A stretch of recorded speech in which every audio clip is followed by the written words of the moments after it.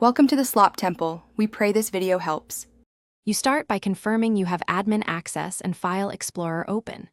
First, press Win+R and run Winver to see the addition and build. This tells you what you're dealing with. Once done, open File Explorer, click this PC, then Drive C. Look for the Windows folder. That's the core OS directory.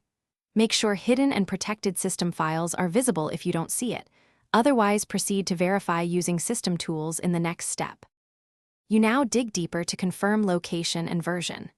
Open an elevated command prompt and run systeminfo to get installation date, OS name, and build number.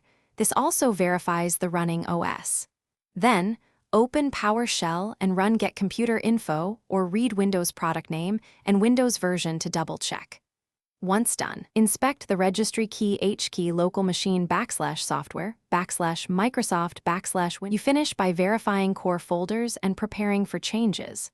Open C /Windows /System32 and WinSXS to confirm essential binaries exist.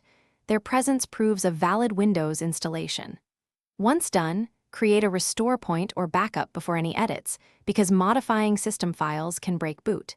If you can't find C/Windows, make sure hidden /system attributes are visible. Run chkdsk/f and consider booting Windows recovery to repair. If problems persist, check drive mapping or corrupted partitions as the key troubleshooting tip.